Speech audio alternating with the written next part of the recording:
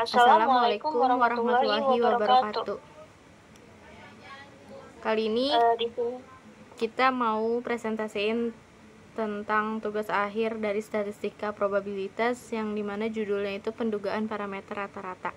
Saya Karila Nurdianti. dan saya Najwa Nindita. Pendugaan parameter rata-rata. Proses atau metode untuk memperkirakan nilai rata-rata populasi berdasarkan sampel data yang diambil dari populasi tersebut. Dalam statistika, populasi merujuk pada seluruh kelompok atau himpunan individu atau objek yang ingin kita pelajari atau ambil kesimpulan statistikanya. Sedangkan sampel adalah bagian kecil dari populasi yang digunakan untuk membuat perkiraan atau inferensi tentang populasi secara keseluruhan. Tujuan dari pendugaan parameter rata-rata adalah untuk menyediakan perkiraan yang akurat tentang nilai rata-rata populasi berdasarkan data yang terbatas dari sampel. Proses ini penting karena seringkali tidak mungkin atau tidak praktis untuk mengumpulkan data dari seluruh populasi yang besar atau luas. Dengan menggunakan sampel yang representatif, kita dapat menghitung statistik sampel seperti rata-rata sampel dan menggunakan informasi ini untuk membuat perkiraan tentang nilai rata-rata populasi. Metode-metode pendugaan parameter rata-rata yang umum digunakan meliputi estimasi titik atau seperti rata-rata sampel, dan estimasi interval atau seperti interval kepercayaan.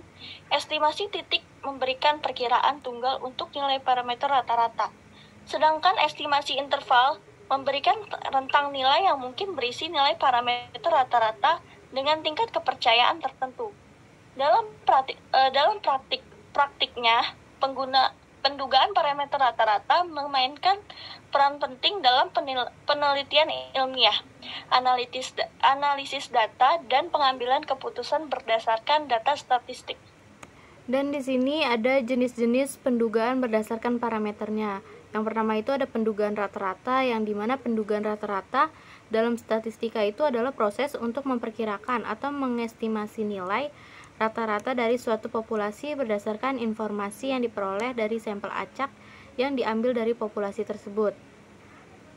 Tujuan utama dari pendugaan rata-rata adalah untuk memberikan pendugaan yang akurat tentang nilai rata-rata populasi, karena seringkali tidak praktis atau tidak mungkin untuk mengumpulkan data dari seluruh populasi. Proses pendugaan rata-rata melibatkan beberapa langkah penting, yaitu yang pertama ada satu pengumpulan sampel, yang kedua ada perhitungan statistik sampel, yang ketiga ada pendugaan interval rata-rata, dan yang keempat ada interpretasi hasil. Lalu di sini masih dengan jenis pendugaan berdasarkan parameternya. Yang kedua itu ada pendugaan proporsi, yang dimana pendugaan proporsi dalam statistika itu inferensial adalah proses untuk mengestimasi atau memprediksi proporsi dari suatu populasi berdasarkan informasi yang diperoleh dari sampel yang diambil dari populasi tersebut. Proporsi adalah perbandingan atau persentase dari karakteristik tertentu dalam populasi yang ingin kita ketahui atau estimasi. Dan beberapa langkahnya yaitu sama seperti pendugaan rata-rata. Yang pertama ada pengumpulan sampel, lalu yang kedua ada perhitungan proporsi sampel, dan yang ketiga ada pendugaan interval proporsi, lalu yang keempat interpretasi hasil. Nah, di sini yang ketiga ada pendugaan varians, yang dimana pendugaan varians dalam statistika itu inferensial adalah proses untuk mengestimasi atau memperkirakan varians dari suatu populasi berdasarkan informasi yang diperoleh dari sampel yang diambil dari populasi tersebut. Varians adalah ukuran statistik yang mengukur sebaran atau variasi dari seringkali kita hanya memiliki akses terbatas ke sampel data dan tidak memungkinkan untuk mengukur seluruh populasi. Lalu ada 4 langkah juga di sini. Yang pertama ada pengumpulan sampel, yang kedua perhitungan varian sampel, dan yang ketiga pendugaan interval varians, lalu yang keempat ada interpretasi hasil. Lalu di sini ada pengertian pendugaan interval rata-rata. Pendugaan interval rata-rata adalah teknik statistik yang digunakan untuk mengestimasi rentang nilai yang mungkin mengandung parameter rata-rata populasi dengan tingkat kepercayaan tertentu. Berdasarkan sampel yang diambil dari populasi tersebut, teknik ini memberikan informasi lebih banyak daripada pendugaan titik karena mencakup ketidakpastian dari estimasi tersebut. Di sini ada rumus pendugaan interval rata-rata yang dimana rumus itu adalah rumus yang pertama. Di sini ada X bar min Z alfa per 2 dikali sigma per akar N kurang dari sigma kurang X bar tambah Z alfa per 2 dikali sigma akar N. Rumus ini berlaku untuk sampel besar N sama dengan lebih besar dari 30 dari populasi yang tidak terbatas atau dari populasi terbatas. Akan tetapi penarikan sampel dilakukan dengan pengembalian. Lalu di sini ada yang kedua yaitu X bar minus Z alfa per 2 dikali sigma per akar N lalu dikali akar N min N per N min 1 lebih kecil sigma lebih kecil X bar tambah Z alfa per 2 dikali sigma per N akar N min N per N min 1. Rumus ini yang kedua berlaku untuk populasi terbatas, akan tetapi sampel sebanyak N diambil tanpa pengembalian dari populasi N elemen dan sigma diketahui. Lalu di sini untuk rumus yang ketiga yaitu X bar min T alfa per 2 dikali S per akar N lebih kecil sigma lebih kecil X bar ditambah T alfa per 2 dikali S per N. Rumus ini berlaku untuk sampel kecil N lebih kecil dari 30 yang diambil dari populasi sigma tidak diketahui dengan pengembalian. Rumus ini diperoleh dari rumus T dengan rumus 1 dengan jalan mengganti sigma dengan S dan Z alfa per 2 dengan T alfa per 2 di mana S sama dengan akar 1 per N min 1 sigma kurung buka XI min X bar kurung tutup pangkat 2. Ciri-ciri penduga yang baik. 1. Tidak biasa atau unbiased. Penduga dikatakan tidak bias jika rata-rata dari estimasi yang dihasilkan dari berbagai sampel adalah sama dengan nilai sebenarnya dari parameter yang diestimasi. Artinya, penduga tidak condong ke arah tertentu dalam memperkirakan nilai parameter. 2. Efisien. Penduga dikatakan efisien jika memiliki varian atau ketidakpastian yang kecil. Dengan kata lain, penduga tersebut memberikan perkiraan yang presisi atau akurat terhadap nilai parameter populasi dengan menggunakan ukuran sampel yang relatif kecil. Ketiga, konsisten. Penduga dikatakan konsisten jika semakin besar ukuran sampelnya, semakin mendekati nilai sebenarnya dari parameter populasi yang diestimasi.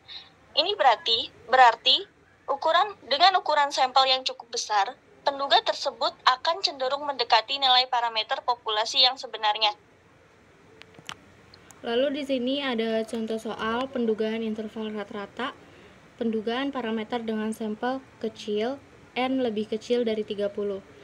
Yang dimana soal ini ada suatu sampel random yang terdiri dari 9 orang karyawan di sebuah perusahaan memiliki waktu yang diperlukan untuk menyelesaikan sebuah pekerjaan yaitu 14, 17, 15, 18, 18, 14, 15, 19, 15 menit. Dugalah rata-rata waktu yang digunakan bagi karyawan tersebut dengan interval keyakinan 90%. Di sini menggunakan rumus S sama dengan akar sigma X pangkat 2 per N min 1 dikurang kurung buka X sigma X kurung tutup pangkat 2 per N kurung buka N min 1 kurung tutup lalu dikali dengan X bar min T alfa per 2 dikali S per akar N lebih kecil sigma lebih kecil X bar tambah T alfa per 2 dikali S akar N sama dengan 16,11 dikurang 3,355 dikali 1,9 per 3 lebih kecil sigma lebih kecil 16,11 ditambah 3,355 dikali 1,9 per 3. Mendapatkan hasil, di sini kita mengalihkan dulu yang 3,355 dikali 1,9 per 3 sama dengan 16,11 diambil 2,1248833 48333 sama dengan 13,98516667 sama dengan 13,99. Lalu di sini di sampingnya kita hitung yaitu 16,11. Untuk rumus yang di sebelah kanan itu ditambah dan yang sebelah kiri itu dikurang.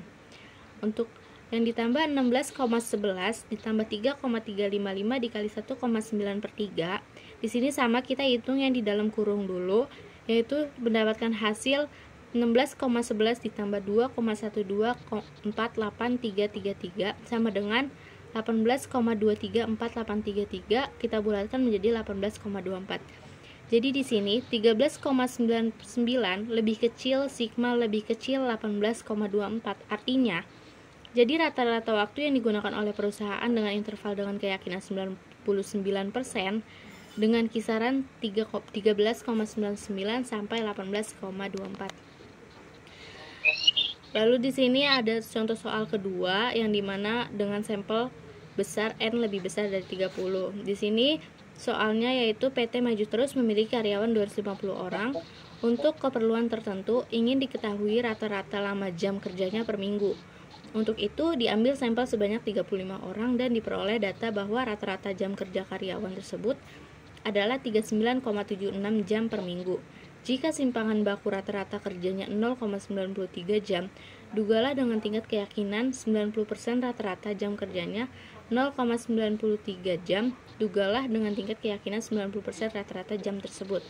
Di sini menggunakan rumus X bar min Z alfa per 2 dikali sigma per akar N dikali akar N besar min N kecil per N besar min 1 lebih kecil sigma lebih kecil X bar tambah Z alfa per 2 dikali sigma per akar N dikali akar N besar min N kecil per N besar min 1 sama dengan 39,76 dikurang 1,645 dikali 0,93 per 35 dikali 250 akar 250 min 35 per 250 tambah 1 lebih kecil sigma lebih kecil 39,76 tambah 1,645 dikali 0,93 per 35 dikalikan akar 250 min 35 per 250 tambah 1. Di sini sama seperti soal yang pertama, yang di sebelah kiri itu dikurang, lalu yang di sebelah kanan itu ditambah. Dan yang dikurang itu sama dengan 39,76 dikurang 1,645 dikali 0,93 per 35 lalu kurung tutup dikali kurung buka 250 min 35 per 250 min 1 kurung tutup. Kita hitung untuk yang di dalam kurung dulu. Di sini mendapatkan hasil 39,76 dikurang 0,04371 dikali 0,863453,815. Lalu di sini kita hitung perkaliannya dulu, mendapatkan hasil 0,037741563, mendapatkan hasil sama dengan 39,7222584, sama kita bulatin jadi 39,73. Lalu yang di sebelah kanannya kita tambah, yaitu di mana 39,76 tambah 1,645 kali 0,93 per 35 dikali 250 kurang 35 per 250 kurang 1. Di sini sama kita hitung duluan yang di dalam kurung. Lalu di sini mendapatkan hasil 39,7977416 sama dengan 39,80. Kita bulatkan. Lalu 39,73 lebih kecil sigma lebih kecil 39,80, artinya jadi rata-rata jam kerja karyawan perusahaan PT Maju Terus dengan tingkat keyakinan 90% berada di antara 39,73 jam sampai 39,80 jam per minggu. Kesimpulan, pendugaan parameter adalah alat penting dalam analisis statistik yang memungkinkan kita untuk membuat keputusan berdasarkan data yang terbatas dari sampel. Dengan memahami metode-metode ini dengan baik, kita dapat menghasilkan estimasi yang lebih akurat tentang populasi secara keseluruhan, sehingga meningkatkan kepercayaan dalam pengambilan keputusan yang berbasis data. Sekian, terima kasih. Sekian.